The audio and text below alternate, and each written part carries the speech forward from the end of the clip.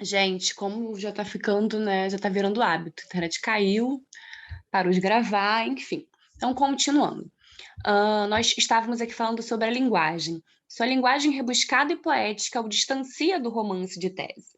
Além que é aquele romance que tem o objetivo de provar alguma coisa, né? A tese é aquela parte da nossa redação que fica lá na introdução, né? É a sua opinião de maneira impessoal, né, sobre aquele assunto. Então, além disso, embora reconheça a lei determinista na escola e na sociedade, o narrador não adere a ela com o objetivismo pseudocientificista. O que é pseudo-falso, né? Como se pode ver pelos trechos citados, Sérgio aceita essas leis aparentemente imutáveis, com um misto de angústia e revolta, entendendo-as como defeitos da sociedade e não como regras. Ao fazê-lo, aborda-as de forma trágica e atormentada, mas, na sua injustiça, é possível antever o horizonte de uma mudança social. Quanto à recepção crítica, esse romance permanece um desafio. Em um clássico ensaio, o escritor modernista Mário de Andrade atentou para o caráter de vingança pessoal em sua construção, vejam só. Outros estudiosos, como Roberto e Alfredo Bose, criticaram essa leitura excessivamente biográfica, dando ênfase à narrativa que busca unir as pontas soltas da infância e da maturidade. De qualquer maneira, importa perceber que, em O Ateneu, os fatos objetivos são filtrados pelo olhar do Sérgio adulto, em que sobrevive algo do Sérgio menino.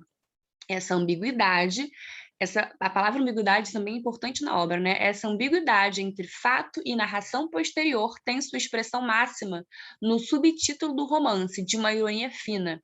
Né? Então percebam que o nome do livro é O Ateneu, mas ele conta com um subtítulo que, depois de toda essa questão, né, da biografia, enfim, do autor, tem esse subtítulo que se chama Crônicas de Saudades, né? Então, o que é aí uma confirmação, uma possível, né, não confirmação, mas né, uma coisa para se pensar sobre essa relação da biografia, né? Mas, gente, por mais que a gente sempre leia um pouquinho da biografia, né? E aí é uma questão talvez polêmica, por mais que a gente sempre leia um pouquinho da biografia do autor antes de estudá-lo, quando a gente analisa uma obra, a gente tem que ter um olhar atento à obra, esquecer um pouquinho, deixar um pouquinho de lado, não que não seja importante, mas é que às vezes isso pode comprometer de certa forma, a leitura que se tem de uma obra literária. Enfim, essa é uma questão polêmica. Agora vamos falar sobre o outro livro, né, que se intitula O Cortiço, de Aloísio Azevedo.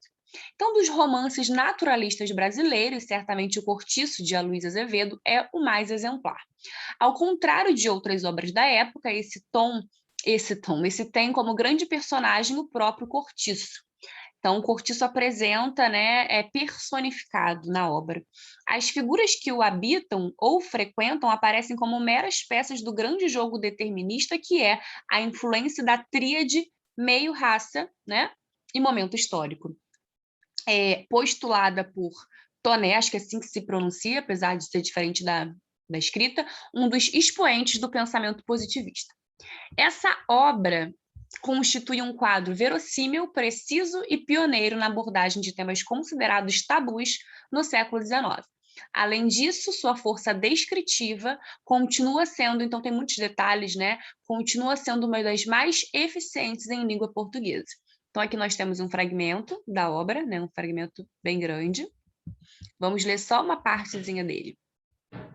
No confuso rumor que se formava, destacavam-se risos e sons de vozes que altercavam, sem se saber onde, grasnar de marrecos, cantar de galos, cacarejar de galinhas. Então, isso vai criando uma ambientação, né? De alguns quartos saíam mulheres que vinham pendurar cá fora na parede a gaiola do papagaio, e os louros, à semelhança dos donos, cumprimentavam-se ruidosamente, espanejando-se à luz nova do dia. E aí temos, então, esse fragmento em que a gente tem, que cria uma ambientação, né, para a gente. E aí aqui temos, então, uma imagem, barracão de madeira que ficava na Rua do Senado, no Rio de Janeiro, em 1906, né? Temos essa imagem aqui. E vamos lá continuar falando, então, sobre o cortiço. Temos menos informações, né? sobre essa obra. Então, a construção da imagem do despertar do cortiço é exemplar da arte de Aloysio Azevedo. O narrador observa de longe como um cientista que descreve objetivamente um experimento, né? Porque tem essa ideia que a ciência ela é muito importante aqui no naturalismo, né? Tanto é que a gente tem esse romance de tese, né? A tese ela trabalha com fatos, né? Não se trata de seres humanos, mas de machos e fêmeas que, como formigas em um formigueiro, exercem seu papel naquele universo específico. O enredo do romance gira em torno da figura de João Romão, que é o dono do cortiço. É um comerciante português obcecado pela riqueza. Romão é um avarento. Além de se privar de todo e qualquer conforto para economizar, explora tanto seus funcionários quanto a sua companheira Bertoleza, uma mulher escravizada que há tempos juntava economias a fim de obter sua carta de alforria. Depois de enganá-la fingindo ter pagado o que faltava e forjando o documento de liberdade, o português e ela passam a viver juntos.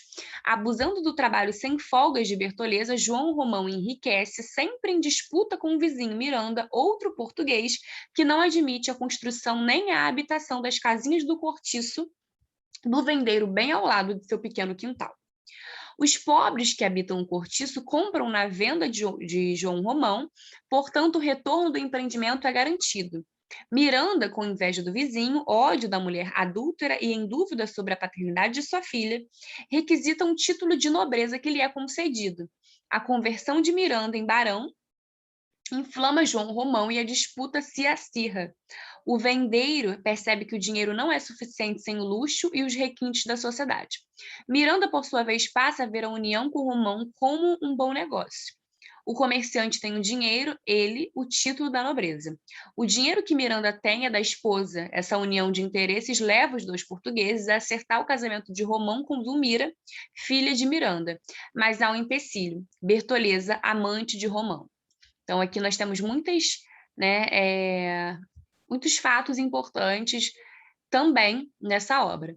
Querendo ficar livre para se casar, Romão trama um plano cruel. Informa aos donos o paradeiro da escrava que se acreditava alforriada.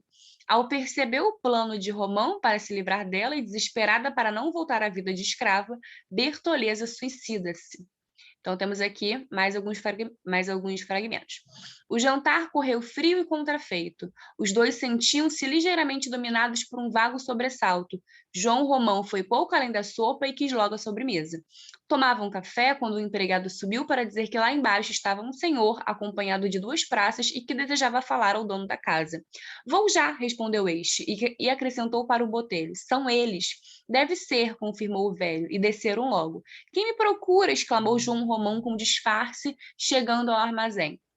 Um homem alto, com ar de estroina, adiantou-se e entregou-lhe uma folha de papel. João Romão, um pouco trêmulo, abriu-a de fronte dos olhos e leu-a demoradamente.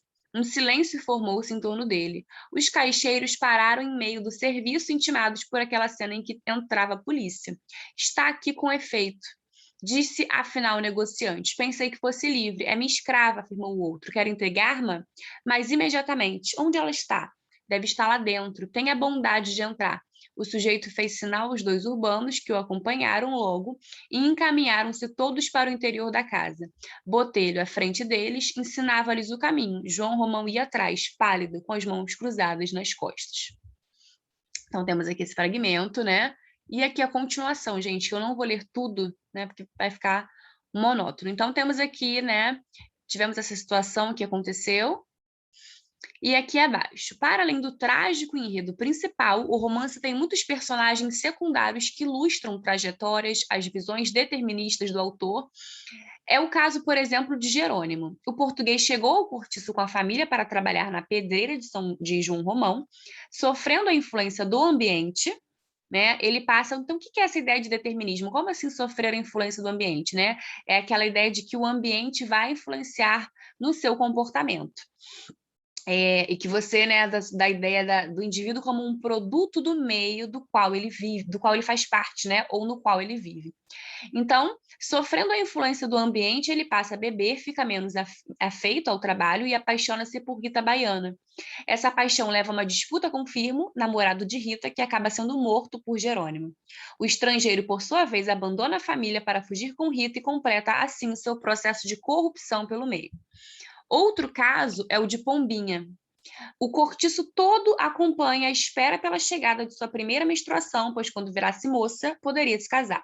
Enquanto a menarca não chegava, né, enquanto esse momento a primeira menstruação não chegava, ela ali escrevia cartas para os moradores, tendo contato com toda a podridão moral possível.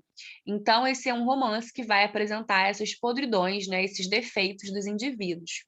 Um pouco antes, esse olhar crítico, né, muito diferente, por exemplo, do romantismo. Um pouco antes de sua menstruação ocorrer, ela é atacada e deflorada pela prostituta Leone.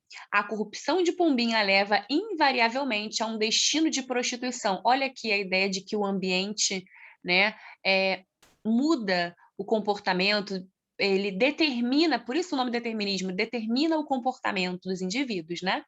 A união de tantas histórias exemplares de decadência de relações humanas que se estabelecem apenas pelo interesse e pela luxúria faz de O Cortiço um romance modelar da estética naturalista. Essa obra proporciona um retrato de como a estratificação da sociedade se dá pela exploração de pessoas injustiçadas e dependentes. Então, a gente tem aqui um romance, né, uma narrativa que vai apresentar muitas complexidades e um olhar bastante crítico sobre a sociedade, né, da época, inclusive levando, então, em consideração essa ideia do determinismo, né, que vai afirmar, que vai defender, né, que o ser humano ele é produto do meio onde ele vive. Então, queridos, nós falamos aqui de O Cortiço, né, de Aloysio Azevedo, e de O Ateneu, de Raul Pompeia.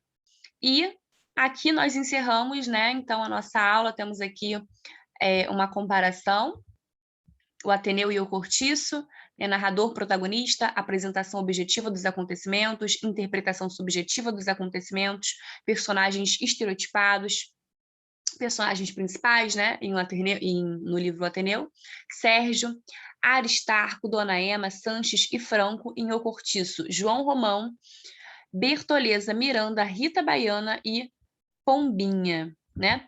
Então, queridos, é sempre um prazer estar com vocês. Na próxima semana, então, esse é o capítulo... Só um momento... módulo, né? Sempre falo capítulo.